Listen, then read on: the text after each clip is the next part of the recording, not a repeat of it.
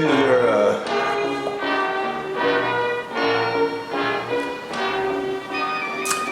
hey everybody. What I want to do today is just kind of a quick book review of this book here, The Mask of Fu Manchu. It's kind of one of those 1930s dime store mysteries. These are kind of great books that if you're going on a long travel or a long train trip or you're going to the beach, this is the kind of book you can read in 4 or 6 hours. And I kind of actually enjoy these kinds of books. I find when I'm ever going through a period of intensive reading that I will turn to one of these books to kind of break up the monotony or the intensity of that reading. I will turn to one of these sort of books here. I'm a big fan of like Zane Grey westerns and Louis L'Amour, things like that.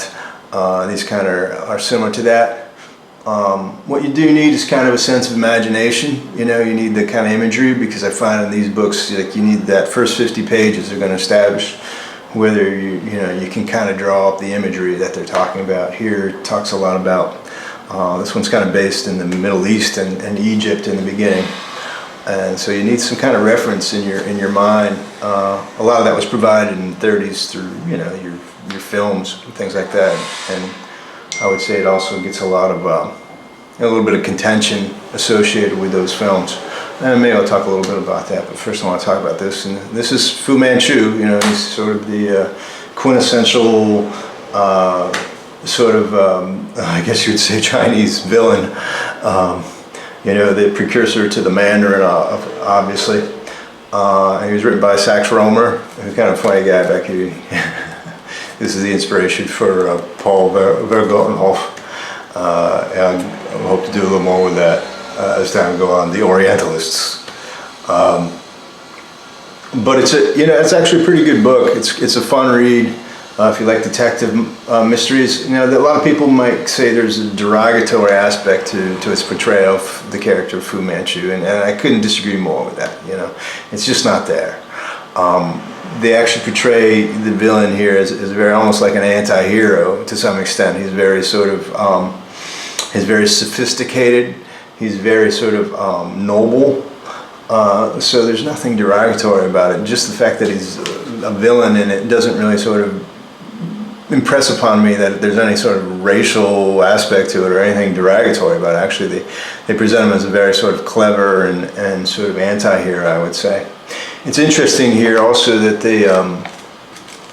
that even back in the 1930s they were recognizing the emergences of Chinese nationalism. And there's a certain passage here, and they relate it to Fu Manchu. They say his mentality was incalculable. I believed him too great to waste an hour of his time in so few to purpose as vengeance. But in this I knew that I might be mistaken. He was a Chinaman, and I knew little of Chinese mentality. He was unscrupulous, valuing human life no more highly than the blades of a grass one treads upon. But in this he conformed his own peculiar code. No desire for personal aggrandizement inspired him. Nayland Smith had assured me. He aimed to lift China from the mire into which China had fallen. He was, according to his peculiar lights, a great patriot. And this, I knew, according to those same peculiar lights, he was scrupulously honorable. Right? So it's kind of interesting. They talk a little bit about that Chinese nationalism back in the 30s. And Fu Manchu was a little bit representative of that, and in that they attribute kind of a nobility to his methods and his intentions.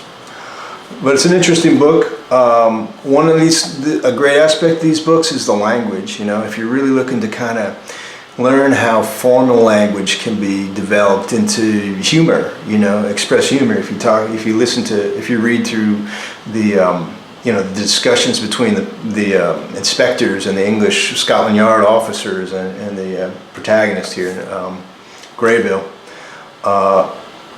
you'll hear that very formal language, but it's using to express humor and these very slights, these very using that formal language in more in wider aspects, in the way like Sherlock Holmes would use it, and a sophisticated humor, and you get a lot of that in these books here. I did want to mention about the films, how that became to be interpreted as this kind of appropriation. I know I did a series way back when called Brilliant Disguises. And, you know, it's always been my contention that those films, when they sort of, you know, put on, I guess you'd call it yellow face, it was always because the audience was not there for there was no Asian audience for these films, you know, so, and at that time, and as it's always been kind of a precedent of acting, was that your ability to portray somebody who's, you know, further from your real personality as you could was kind of an emblem of your ability to act, you know. If you could credibly portray a Chinese person as a Caucasian, you were actually considered a very good actor, you know. It was a credit to your skills. So that was always my contention about those films. And in the 1930s, there was really only a market in the sort of Caucasian audiences for these kinds of films. You have to actually give those films credit for actually bringing Asian culture into their narratives, you know, for the most part. I don't think those things were done like this book. I don't think it was really done in intents to sort of undermine these cultures or anything like that. It actually kind of, it was an intention to kind of incorporate them and elevate them in that way. And the imaginations and the perceptions of audiences that weren't exposed to it, you know. So these kinds of books did that. But these are fun reads, you know. If you find yourself in like a intensive reading and you need just kind of a break from all the nonfiction and things like that, you know, it's fun to pick one of these up and just kind of knock it off. I would say you can finish a book it's only 200 pages. You know, you should be able to kind of finish these books off in 4 or 6 hours. And I pretty much knocked it off pretty quick. But it's an enjoyable read. Like I said, I came across these books because a friend of mine here, Shiye, she was doing her dissertations and doing her papers on Robert van Gulik, a Dutch writer, Orientalist, who introduced kind of the character of Judge Dee, the magistrate from the Tang Dynasty, to Chinese audience. He actually found a lot of fame in China by sort of reincorporating or modernizing Judge Dee. And she was doing her papers on that, and I'd never heard of Van Gulik, but I always was like, oh, you mean, you know, this is kind of a Charlie Chan, kind of Fu Manchu thing, right? And just recently on my trip back over here, she said she had a student who was interested in doing a paper on Sax Rohmer and Fu Manchu, and she asked me to pick up a bunch of these books, and I got her the whole series, and it just happened, for whatever reason, there was a duplicate of this one. So I took it to read for myself. Yeah, but